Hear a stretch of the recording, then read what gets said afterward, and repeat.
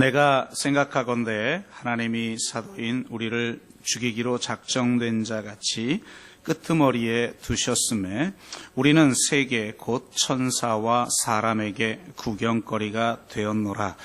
우리는 그리스도 때문에 어리석으나 너희는 그리스도 안에서 지혜롭고, 우리는 약하나 너희는 강하고, 너희는 존귀하나 우리는 비천하여 바로 이 시각까지 우리가 줄이고 목마르며 헐벗고 매맞으며 정처가 없고, 또 수고하여 친히 손으로 일을 하며 모욕을 당한즉 축복하고 박해를 받은즉 참고 비방을 받은즉 권면하니, 우리가 지금까지 세상의 더러운 것과 만물의 찌꺼기 같이 되었도다.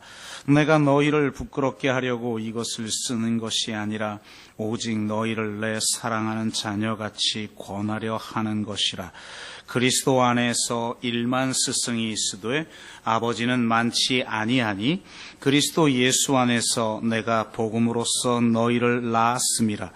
그러므로 내가 너희에게 권하노니 너희는 나를 본받는 자가 되라. 아멘.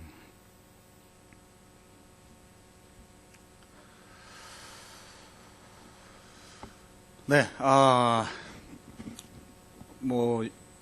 요즘 이 코로나 때문에, 굉장히 조심스럽게 삶을 살고 계신데요. 이거 진짜 모이는 것 자체가 조심스럽다. 그렇다고 주일 예배를 쉬자고 할 수도 없고, 참 만만한 상황은 아닌 것 같은데요. 우리 특히 어른들은 그렇다 치는데 면역력이 약한 아이들을 양육하는 부모들이 정말 이번 주에 거의 안 나오는 거 아니야? 이런 생각을 하지 말아야 되는데, 이런 생각을 하니까 진짜 거의 지금 잠옷이 완전히 비어버린 것 같아요. 어린아이들을 데리고 있지만 나오겠지, 이래야지 나오는데. 그런데 진짜 조심스러운 상황인 것 같아요. 만에 하나 아이들을 데리고 나왔다가 이 면역력이 약한 아이들에게 전염될 수도 있기 때문에 굉장히 조심스러운 상황이어서, 저도 어제 밴드에 혹시 또 염려스럽거나 또 그런 증상이 있을 수도 있는 것처럼 보이는 그런 분들은 자체적으로 가정 예배를 드렸으면 좋겠다, 이렇게 이제 글을 올리기도 했는데요. 어쨌든 이런 어려운 상황에서도 함께 모여서 예배를 드리기 위해 이 자리에 나온 여러분 모두를 주님의 이름으로 축복합니다. 우리 저희 손잡고 이런 거 이제 오늘 안 하기로 했잖아요. 그러니까 서로 얼굴만 한번 바라보면서, 대단하십니다. 네, 잘 오셨어요. 네, 고맙습니다. 네. 알아서 안 나오신 분들이 많은 이때에 이렇게 알아서 나오신 여러분을 축복합니다.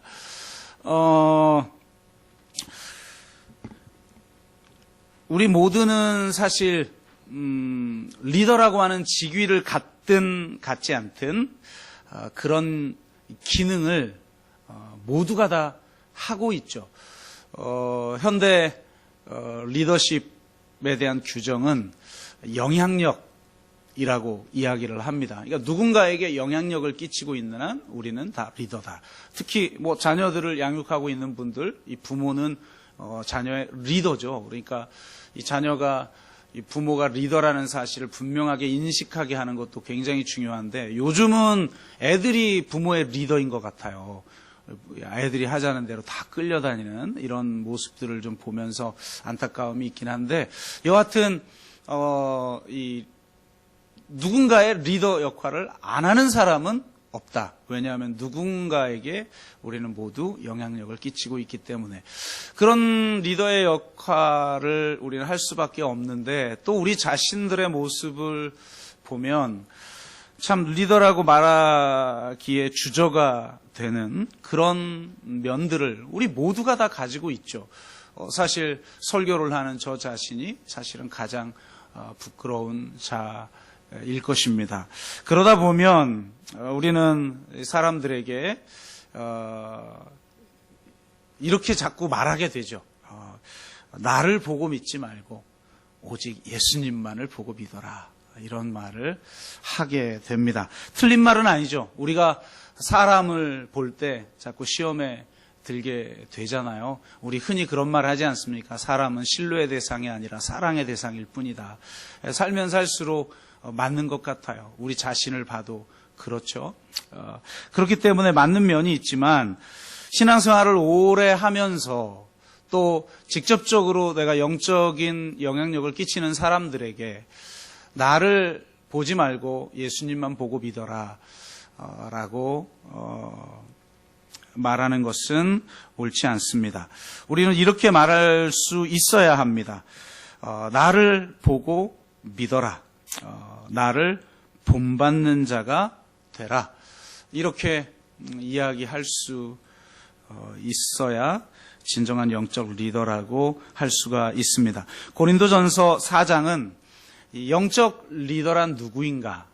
영적 리더는 어떤 마인드를 가져야 하는가에 대해서 잘 말해주고 있습니다. 요즘 큰숨 맑은 샘 본문이 고린도전서죠. 그래서 새벽마다 고린도전서를 나누고 있는데 제가 개인적으로 이 말씀을 준비하기 위해서 묵상을 하면서 저 자신을 돌아보며 또 은혜를 받았던 그런 구절을 함께 좀 나누기를 원합니다.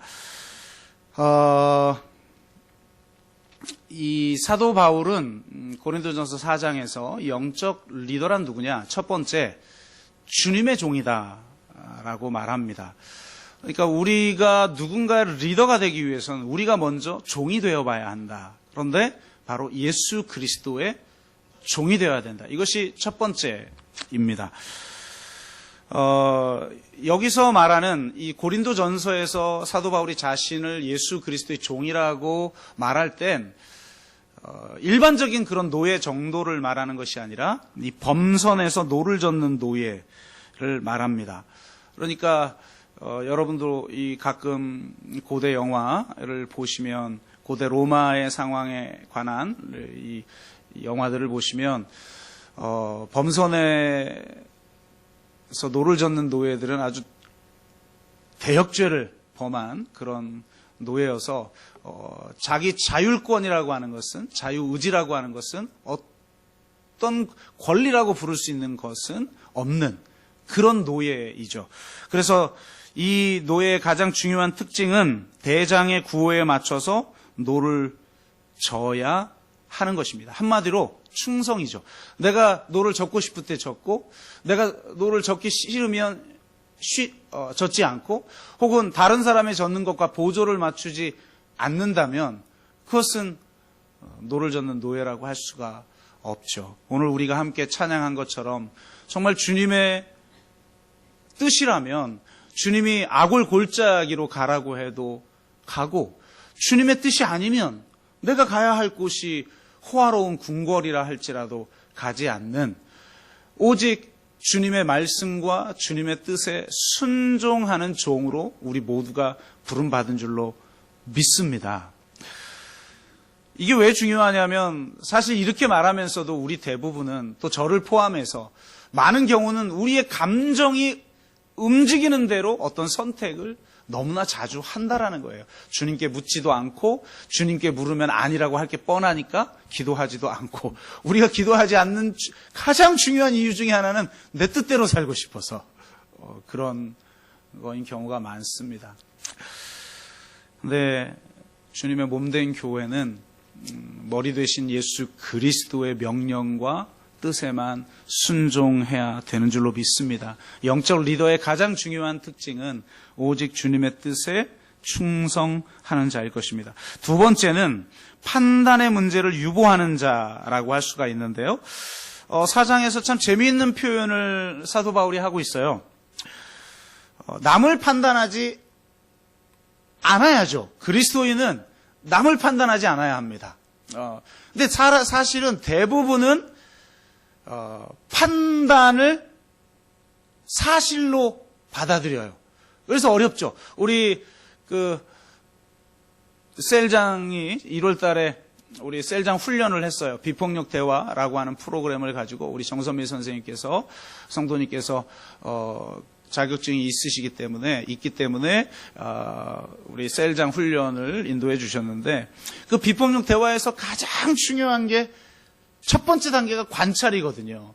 근데 대부분은 관찰을 하지 않고 판단을 한단 말이에요. 근데 판단이라는 건 뭐예요? 그리고 판단을 사실로 여기고 자기 판단의 근거에서 대화를 하고 관계를 맺어요. 저는 이거를 판단이라고도 안 하고 그냥 추측이라고 이야기합니다. 대부분은 상대의 행동과 어떤 상황에 대해서 내가 추측해요. 확인하지 않은 건 추측이죠. 상대가 진짜 그런지 확인도 안 하고 그랬다면 이런 거 아니야? 이렇게 추측하고 대화를 하니까 어렵죠. 나를 무시한 거 아니야? 다른 의도를 가진 거 아니야? 이렇게 얘기를 하니까 안 되죠. 대화가. 그러니까 자신의 추측을 근거로 해서 대화를 해서는 비폭력 대화가 이루어질 수가 없는 거예요. 판단하지 않고 오직 관찰하는 것에서부터 시작을 해야 되는 것이죠. 그러니까 이게 남을 판단하지 않는 것도 대단한 거예요. 이거 정말. 그런데 사도 바울은 남을 판단하지 않을 뿐만 아니라 자기 자신을 판단하지 않겠다고 이야기를 해요. 정말 놀라운 것 같아요. 이 판단에서 칭찬이나 비판이 나오죠. 판단하지 않으면 칭찬이나 비판은 존재하지 않아요. 결국 판단에 의해 자책하거나 교만하게 됩니다.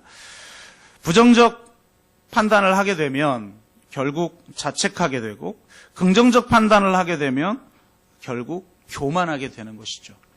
그러니까 이 영적 리더는, 내가 그리스도의 종이라고 한다면 영적 리더는 타인을 판단할 뿐만 아니라 자기 자신에 대한 판단, 사실은 대부분 자기 자신에 대한 판단에 근거해서 타인을 판단하게 돼 있어요. 그러니까 자기 자신의 판단을 통해서 비판이나 칭찬의 문제에서 자유해야 하고, 그것은 결국 더 나아가서 자책하거나 교만하는 것에서 자유해야 그리스도의 종이 될 수가 있다는 겁니다. 사실 자책이나 이 자부심 모두가 율법의 세계에서 나타나는 가장 중요한 현상이에요. 그러니까 내가 지금 자책하고 있거나 혹은 지금 내가 지나친 자부심으로 교만해하는 것 같이 보인다. 그러면 내가 율법의 100% 율법의 세계에 빠져 있는 거죠. 그러니까 그 자책이든지 교만이든지 끊임없이 나를 판단하고 자기 의를 주장하거나 혹은 정죄의 세계에 빠지게 되는 것으로부터 자유하지 않는 한 영적 리더가 되기는 어렵다라는 것입니다. 사도 바울은 자신의 양심에 비추어 자책할 것을 깨닫지 못하겠다고 고린도전서 4장에서 이야기합니다. 대단한 사람이죠. 여러분, 이렇게 이야기할 수 있는 사람이 있어요? 야, 내가 율법의 의로는 흠이 없다. 혹은 내 양심으로 내 자신을 돌아봐도 내가 자책할 것을 찾지 못했다. 와, 대단한 사람이죠. 그러니까 이런 자신만만한 바울조차도 나의 이 판단을 나는 신뢰하지 않는다라고 오늘 고백하고 있어요. 이 자신의 판단 때문에 내가 자책하게 되거나 혹은 내가 교만하게 되는 길을 나는 가지 않겠다라고 말합니다. 그는 자신에 대한 판단을 주님이 오실 때까지로 유보하겠다고 말해요. 심판하실 이는 오직 주님밖에 없기 때문입니다. 그는 이렇게 말하죠. 그가 오셔서 감추인 것들과 마음의 뜻을 드러내고 나타낼 것이라. 이렇게 말해요. 여러분 생각해 보세요. 우리의 숨은 동기까지 다 드러내신다면, 우리 안에 있는 이 더러운 욕망까지도 다 드러내신다면, 나 자신도 알 수 없는 나 자신 안에 있는 것들을 다 드러낸다면, 하나님 앞에서 과연 자책할 것이 난 아무것도 없다라고 떳떳하게 말할 사람이 어디 있겠어요? 내 수준에서 내 양심에 작동하는 범위 내에서 내가 자책할 것이 없다 할지라도 과연 주님이 이 모든 것을 드러낸다면 당당하게 나는 자책할 것이 없다라고 말할 수 있는 사람이 과연 누가 있겠습니까?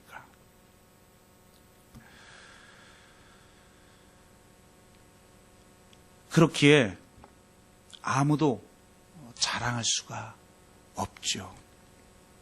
지도자가 된다는 것, 사명자가 된다는 것, 혹은 직분자가 된다는 것, 혹은 내가 영적 리더로 살아간다라는 건 바로 이렇게 자신에 대한 판단을 마지막 날로 유보시킨다는 걸 의미합니다. 그리고 그 마지막 날 주님이 오셔서 그저 잘했다 충성된 종아라고 말해 주신다면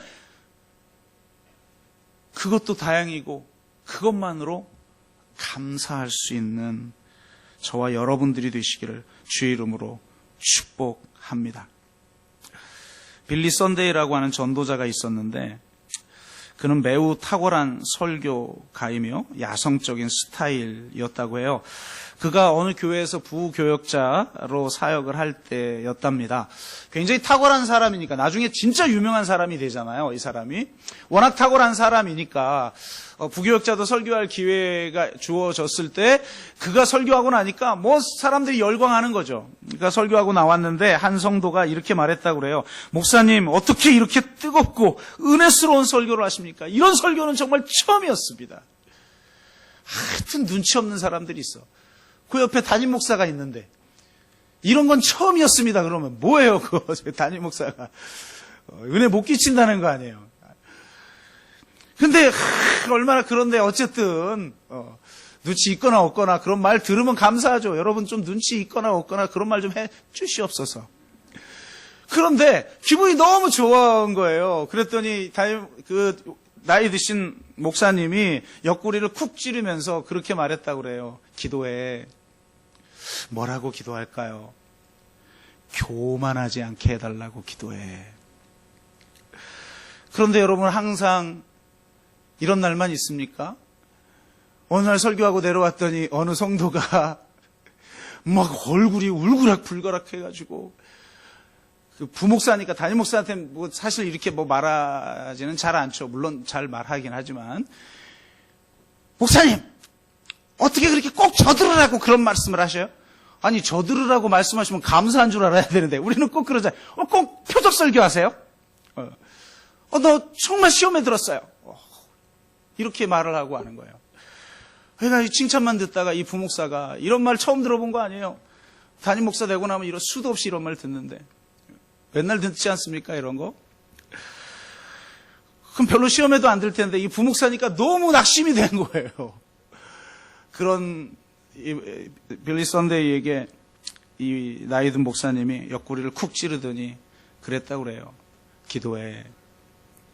뭐라고 기도할까요? 낙심하지 않게 해달라고 기도해. 그랬다는 겁니다.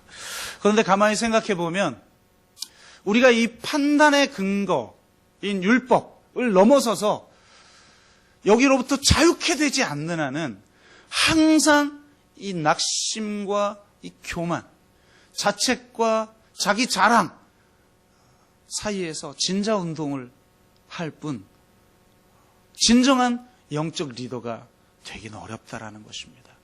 여러분 아무쪼록 그리스도의 종이 되어 낙심과 교만, 자책과 자기 자랑의 세계를 벗어나 진정으로 주님만을 섬기는 영적 리더가 되시기를 주의 이름으로 축복합니다. 세 번째는 이 4장에서 그는 노예는 청지기 정신을 가져야 된다고 말해요.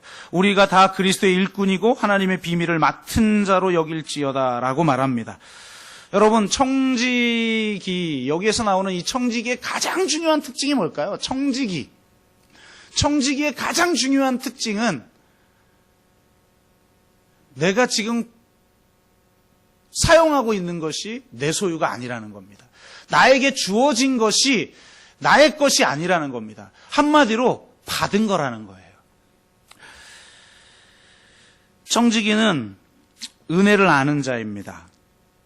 우리가 십자가의 기준으로 산다는 것, 혹은 십자가를 살아낸다라는 것은 무엇인가? 그것은 다음 주에 하게 될지도 모르겠는데 고린도전서 2장에서 말하고 있는 약함과 어리석음이라는 기준을 가지고 살아가는 거예요. 그리스도인은 세상의 기준과 달라요.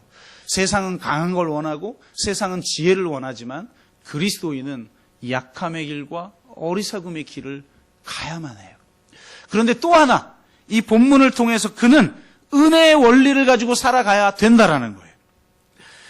지금 내가 소유하고 있는 것이라고 말할 수 있는 모든 것이 사실은 전적인 선물에 불과하다라는 것. 내가 오직 받은 것에 불과하다라는 것을 깨닫는 거예요. 수많은 영적 리더들이 고린도전서 4장 7절의 말씀을 통해 유혹을 이겨냈습니다. 고린도전서 4장 7절엔 이렇게 말하고 있어요. 누가 너를 남달리 구별하였느냐? 우리가 남과 좀 다르고 싶잖아요. 특별하고 싶잖아요. 누가 너를 남달리 구별하였느냐? 내게 있는 것 중에 받지 아니한 것이 무엇이냐? 내가 받았은즉 어찌 받지 아니한 것 같이 자랑하느냐? 이건요, 기독교 영성에 있어서 굉장히 중요한 구절이에요. 4장 7절은. 한 신학자는 최근에 제가 읽은 건데 이 구절 가지고 한 권의 책을 썼어요. 이것이 기독교에 있어서 가장 중요한 영성이기 때문에 그렇습니다. 종교교육자 존 낙스가 그의 마지막 인생의 마지막 생의 일주일 기간 동안에 마지막을 보내면서 잠시 유혹에 넘어갔다고 합니다. 그러니까 위대한 삶을 살았잖아요. 지금도 500년 전, 600년 전 사람인데 아직도 존 낙스 혹은 마틴 루터 이런 말을 하잖아요. 그러니까 내가 얼마나 대단한가. 자기 자신을 즐거워하는 마음이 생기고 또 자신이 이룬 업적을 자랑하고 싶은 마음이 생기더라는 거예요. 그러니까 이것이 곧 사단의 유혹임을 깨닫고 그는 이렇게 사단에게 외쳤다고 그래요. 자기 자신에게 외쳤다고 그래요. 내가 받지 아니한 것이 무엇이더냐? 받지 않은 것이 아무것도 없었다는 거예요. 율법의 세계는 받지 아니하고 내가 해낸 게 있어요. 그래서 마땅히 내가 해냈기 때문에 해낸 것만큼 내가 받아야 된다고 생각해요. 그런데 받지 아니한 것이 아무것도 없다라고 한다면 내가 한 만큼 어떤 보상을 바라는 마음이 있을 수가 없죠. 그런 마음이 들 때 사람은 시험에 드는 거예요. 제가 성자와 혁명가를 5, 6월 달 정도에 썼다고 그랬잖아요. 근데 이제 나오기는 12월 달에 나왔지만 사실 그때 제가 굉장히 마음이 좀 힘들었던 상황이었어요. 그런데 더 이상 미룰 수 없어서 이제 책을 쓰는데 책을 쓰면서 제가 좀 회복이 됐어요.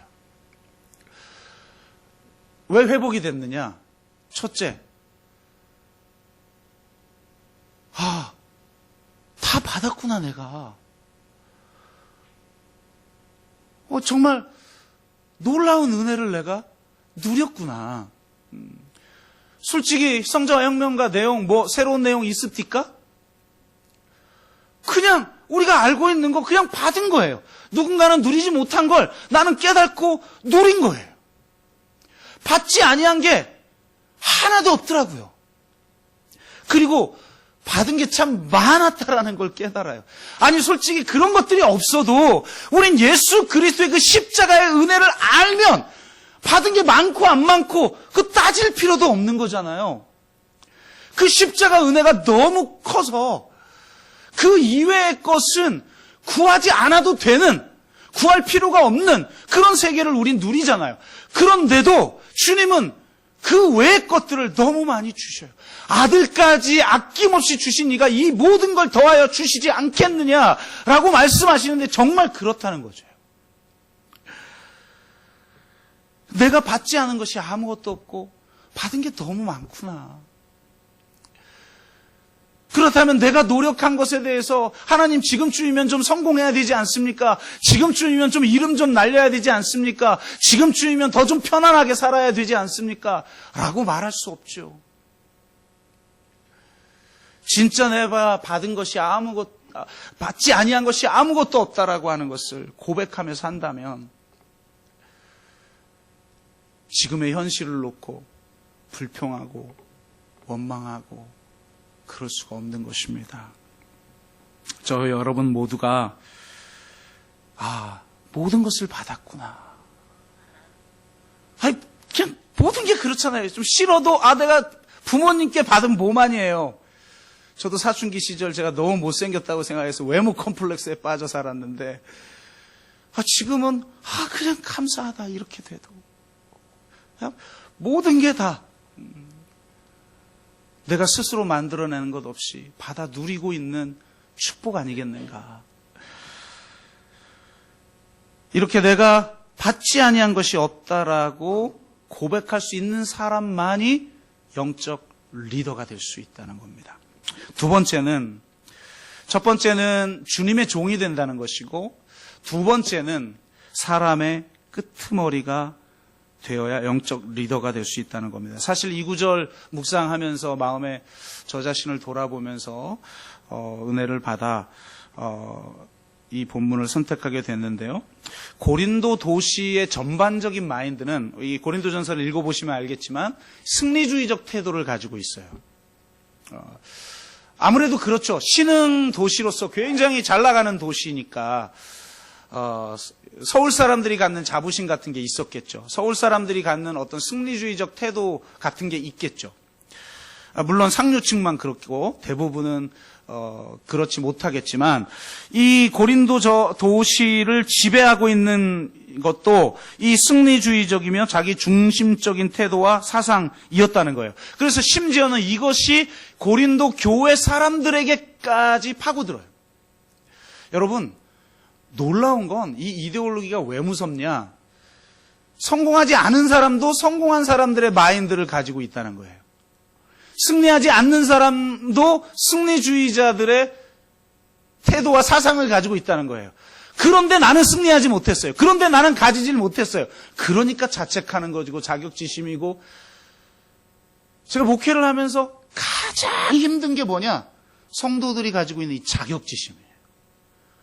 이 자격지심을 어떻게 해볼 수가 없어, 이게. 그런데 그 자격지심을 갖게 만드는 더 근본적인 힘이 뭐냐? 이 승리주의적 태도예요. 이거 고린도 교회도 그랬어요. 그래서 8절에서 이렇게 말해. 너희들이 이미 배불렀고 너희들이 이미 풍성하며. 아니, 배부르고 풍성할 게 뭐가 있어요? 고린도 교회 구성원들은 다 문벌 가진 자 많지 아니하고 능력 가진 자 많지 아니하고 지식 가진 자 많지 아니하고 강한 자 많지 아니하고 다 이런 자들이 너희들 자랑할 게 아무것도 없는 자 아니냐라고 하는 구성원인데도 이런 마인드를 가졌다는 거예요. 참 놀라운 거죠.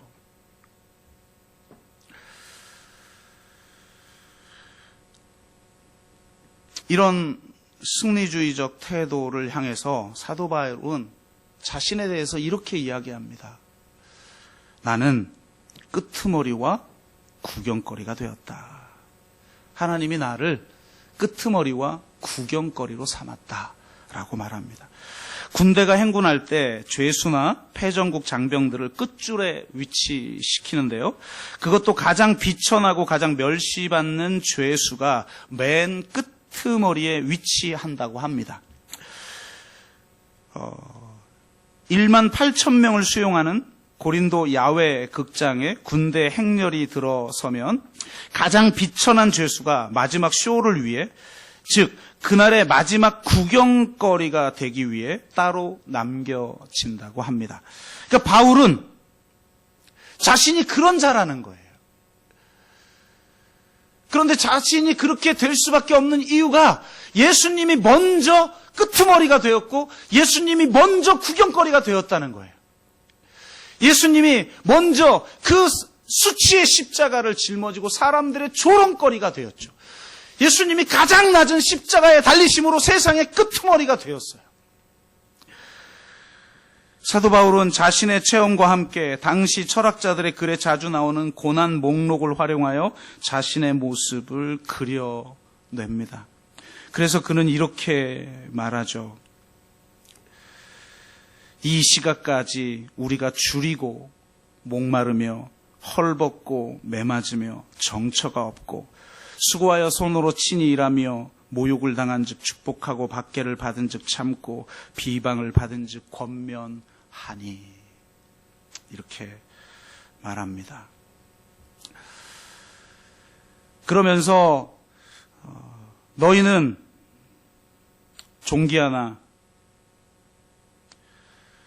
우리는 비천하고, 너희는 강하나 우린 약하고, 너희는 지혜로우나 우리는 어리석다. 그렇게 말을 합니다. 이렇게 말할 수 있는 사람이 기독교에서는 영적 리더예요. 세상은 그렇지 않아요. 내가 얼마나 지혜로운지, 내가 얼마나 강한지, 내가 얼마나 존귀한지를 드러내야 되는 세상인데, 사도 바울은 도리어 자신이 만물의 찌꺼기와 같이 되었다고 말합니다. 기독교에서 말하는 리더십은 세상과 다릅니다. 이렇게 상대를 철저히 높이고 자신을 철저히 약한 자로, 어리석은 자로, 비천한 자로 놓을 수 있는 사람만이, 사람들의 끄트머리가 될 수 있는 사람만이 영적 리더가 될 수 있는 것입니다. 루터는 이렇게 말했죠. 하나님은 고통과 십자가 밖에는 발견할 수 없다. 하나님은 고통과 십자가 밖에서는 발견될 수 없다. 십자가 이외에 우리가 하나님을 알 수 있는, 진짜 하나님을 알 수 있는 방법은 없어요. 세상에서는 성공해야 우리 가운데 일하신 하나님을 알 수 있다고 말하지만, 기독교는 십자가를 져 봐야만 그 속에서 하나님을 알 수 있다, 하나님을 발견할 수 있다라고 말합니다. 1세기 이단자가 자신을 메시아라고 하자 수많은 사람들이 그를 따랐다고 그래요. 그때 젊은 그리스도인이 이렇게 그에게 외쳤다고 그래요. 난 당신을 메시아라고 인정할 수 없고 메시아로 믿지 않는다. 왜 이렇게 많은 사람이 믿는데 당신은 믿지 않느냐? 그랬더니 그가 이렇게 말했다고 그래요. 당신의 손을 내게 보여주시오. 당신의 손에 만약 못자국이 있다면 나는 당신을 구세주로 고백할 것이오. 이렇게 말했다고 그래요. 예수 그리스도가 예수 그리스도인 건 바로 십자가에 달려 죽으셨기 때문입니다. 그리스도인이 그리스도인인 이유는 바로 그 그리스도의 흔적을 지녔기 때문입니다. 단지 교리적으로 예수 그리스도가 누구인지를 인지적으로 동의하고 인정하는 자가 그리스도인이 아니에요. 갈라디아서 6장 17절에 사도 바울은 이렇게 말합니다. 내가 그리스도의 흔적을 지녔노라. 아멘.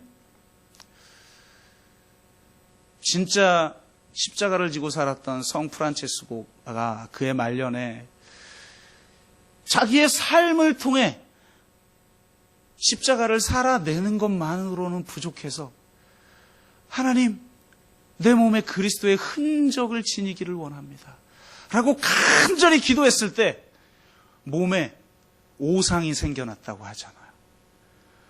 이게 도대체 어떤 신비일까? 내 몸에 오상이 생긴 그 기적을 체험했다가 중요한 게 아니잖아요. 진짜 그리스도의 흔적을 지니는 자만이 그리스도인이라고 말할 수 있고 영적 리더라고 말할 수가 있는 것입니다.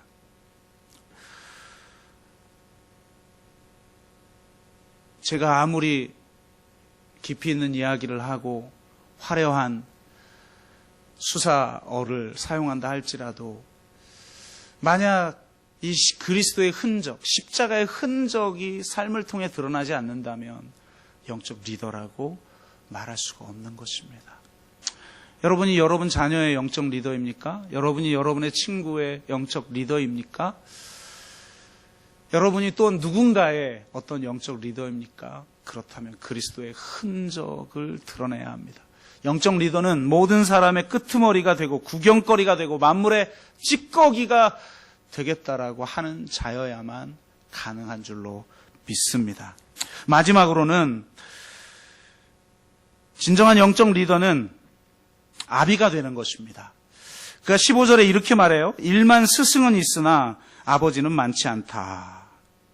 그러면서 이 스승과 아버지의 차이에 대해서 말씀을 준비했는데 일부 예배 때 말씀을 증거하다 보니까 시간이 많이 길어지는 것 같아서 그 차이점은 제가 더 이상 말씀드리지 않겠습니다. 한 가지만 말씀드린다면 진짜 아비는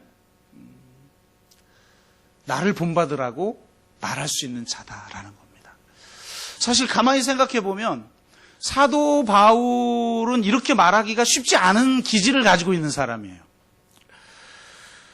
사도 바울은 유럽의 기독교를 전한 위대한 주님의 종이지만 장점만큼이나 단점도 많았던 사람인 것 같아요.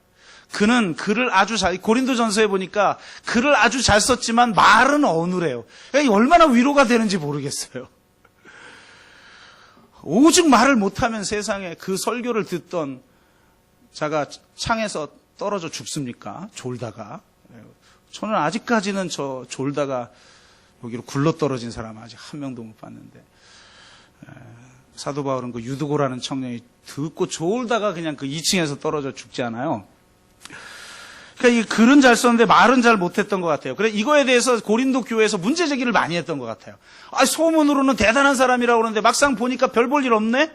그러니까 막 그거에 대해서 막 변명하는 글이 나오죠. 고린도 전후서에 보면. 굉장히 강한 능력이 나타났지만 자신은 병자였어요. 앞뒤가 안 맞는 거죠.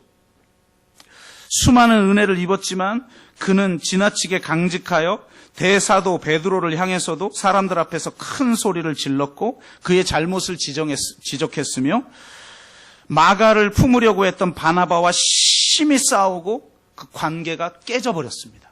여러분, 바나바가 누구예요?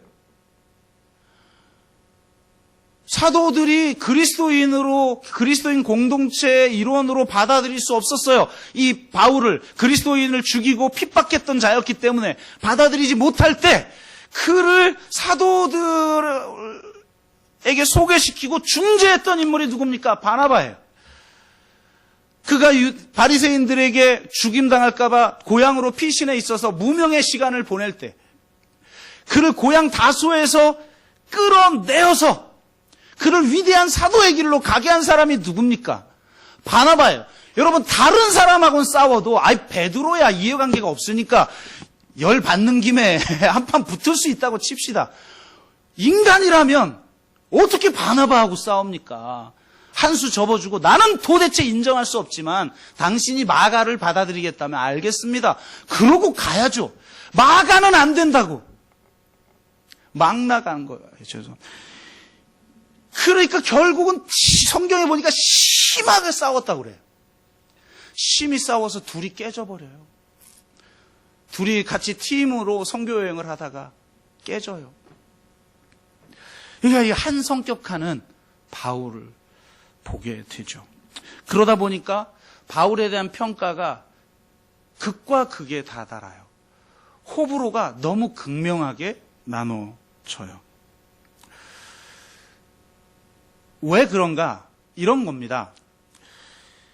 여러분이 한번 한번 판단을 내려보세요. 여러분이 이혼 소송 배심원이라고 한번 상상해 보시면서 양육권을 가지고 다투는 부모가 있어요. 부모 A가 있고 B가 있는데 이제 한 명만 양육권을 가질 수가 있겠죠.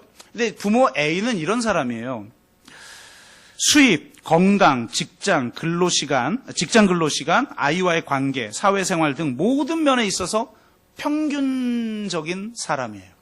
근데 부모 B는 수입이 매우 좋고 아이와의 관계 역시도 매우 친밀해요. 다만 사회생활에 할애하는 시간이 너무 많고 업무 관련 출장도 잦아요. 더군다나 건강에도 문제가 좀 있어요. 자, 이 두 사람 중에 여러분이 선택해야 하는 것입니다. 이렇게 질문한다면 여러분은 누구를 선택하겠습니까? 둘 중 어느 쪽이 양육권을 포기해야 할까요? 대부분의 사람이 B라고 대답한답니다. 물론 그래도 A를 선택하는 사람이 있겠죠. 그러나 그러니까 한마디로 A는 무난한 사람이고 B는 장단점이 분명한 사람인데 누가 양육권을 포기해야 될까? 이렇게 질문하면 대부분이 B라고 대답한다고 그래요. 그런데 질문을 바꿔서 그러면 둘 중 어느 쪽이 양육권을 가져야 할까요? 라고 물으면 놀랍게도 또 B를 선택한답니다. 이상하죠? 그러니까 질문의 방식에 따라 선택이 완전히 바뀌기도 한다는 거예요. 누가 이렇게 설명하더라고요. 휴양지 A가 있고 휴양지 B가 있는데 휴양지 A는 모든 게 다 평균적인 곳이에요. 적당해요, 그냥. 근데 휴양지 B는 장점이 평균 이상이에요. 너무 좋아요. 근데 어떤 면에서는 또한 평균 이하래요. 인간들이 너무 많이 와서 쓰레기가 많다든지 뭐 그런 거겠죠. 잘 모르겠어요. 그런데 이렇게 질문을 한답니다. 둘 다 내가 예약을 해놨는데 둘 다 갈 수 없어서 하나를 취소시켜야 되는 상황이 벌어졌어요. 자, A와 B 중에 어느 것을 취소하겠습니까? 이렇게 물으면 대부분이 B라고 대답한대요. 희한하죠? 희한하지 않죠? 그렇겠죠? 갔다가 복골복으로 아주 안 좋은 곳에 걸리면 안 되니까 무난한 걸 선택하는 거예요. 그런데 질문을 바꿔서 이렇게 한다면 어떨까요? 두 휴양지 중에 꼭 가봐야 할 곳은 어느 곳이냐?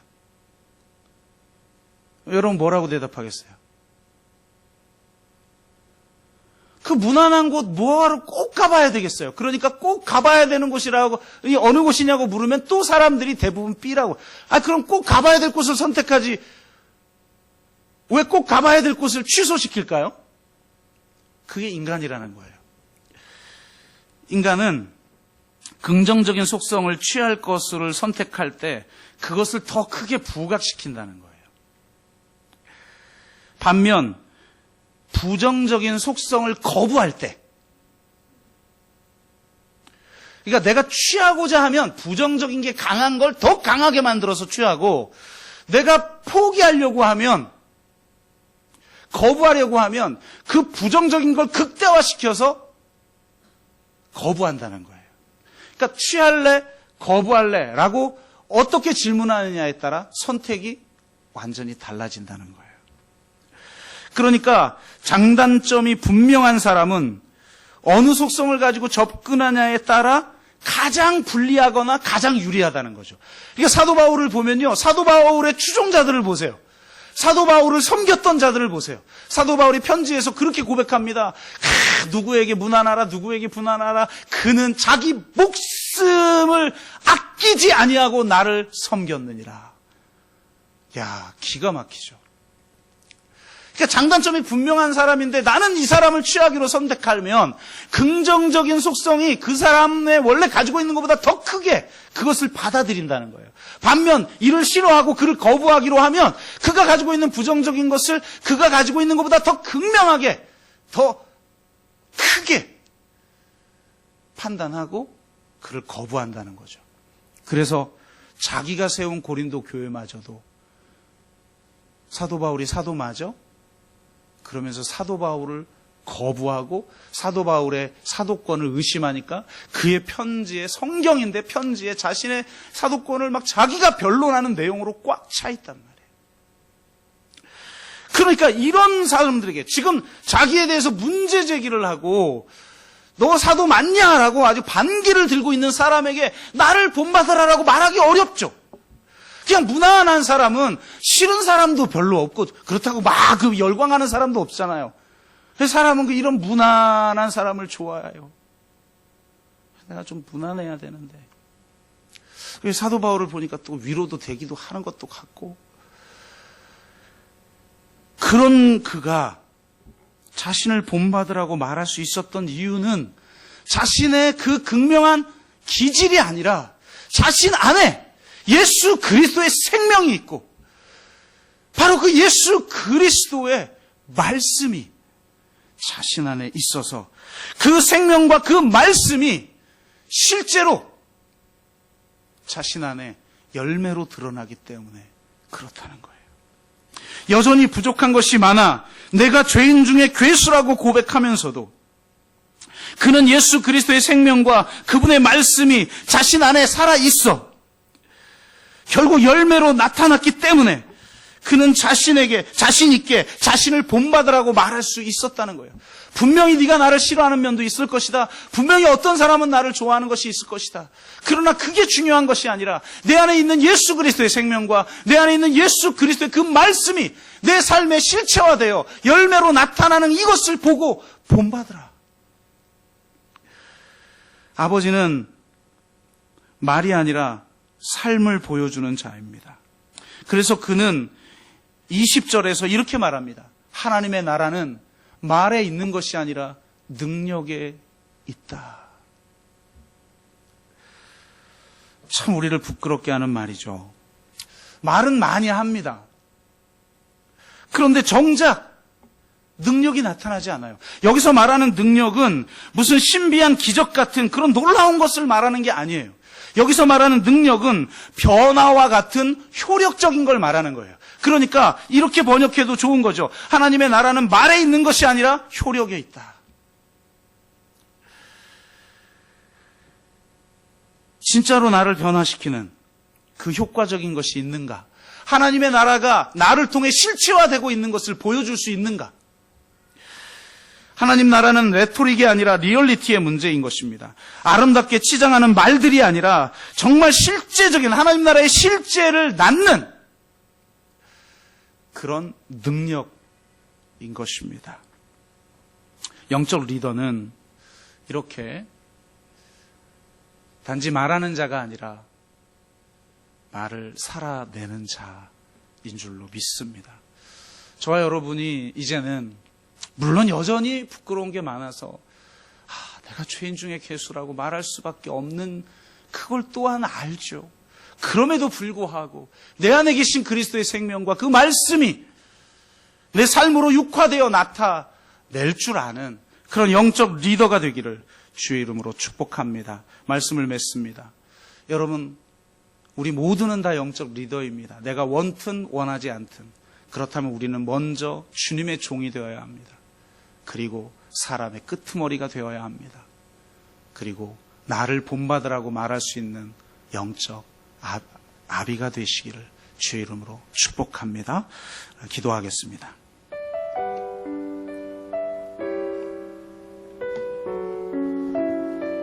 저와 여러분은 정말 그리스도의 종입니까? 내 의지, 내 권리는 존재하지 않는다고 고백하는 노예입니까? 내가 받지 아니한 것은 아무것도 없다고. 내가 아무리 정당해도 그 판단을 나는 받아들이지 않겠다고. 오직 마지막 날 잘했다 충성된 종아라고 말해주시는 그 주님, 그분만을 기대하며 누구도 판단하지 않고 내 자신도 판단하지 않는 주님의 종입니까? 우리는 정말 끄트머리에 처하려고 합니까? 너희는 존귀하나 나는 비천하고, 너희는 강하나 나는 약하고, 너희는 지혜로우나 나는 어리석었다라고 말할 수 있는 주님이 십자가를 지셨던 것처럼 그 끄트머리와 구경거리가 되어 살아가고 있습니까? 자기의 사도권까지 부정하고 있는 자들을 향해서 그래도 나를 본받으라고 말할 수 있는 영적 아비로 살아가고 있습니까? 주님, 그렇게 우리 모두가 영적 리더로 세워졌사오니 그런 마인드를 가질 수 있도록 인도하여 주옵소서. 그렇게 한번 우리가 같이 기도하겠습니다. 하나님, 그렇습니다. 저는 주님의 종입니다. 주님 뜻이 아니면 멈춰서고 주님의 뜻이면 그곳이 악을 골짜기라도 나아가며 오직 주님의 뜻이 이루어지기를 원하는 자, 자신의 판단마저도 유보시키는 자, 내가 받지 아니한 것이 아무것도 없다고 고백하는 자 되기 원합니다. 주님, 정말 만물의 찌꺼기와 같아 끄트머리와 구경거리처럼 주님이 나를 그 길 가게 하셔도 그것에 감사하며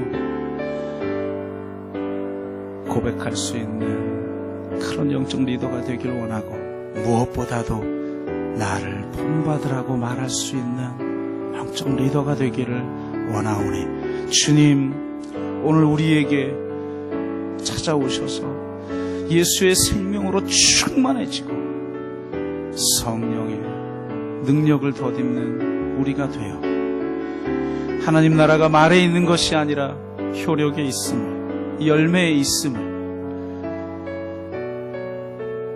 분명하게 보여줄 수 있는 우리 모두가 되게 하여 주옵소서. 그런 우리 더불어숲 모든 지체들 되기를 원하옵고 감사드리며 예수 그리스도의 이름으로 기도드리옵나이다. 아멘.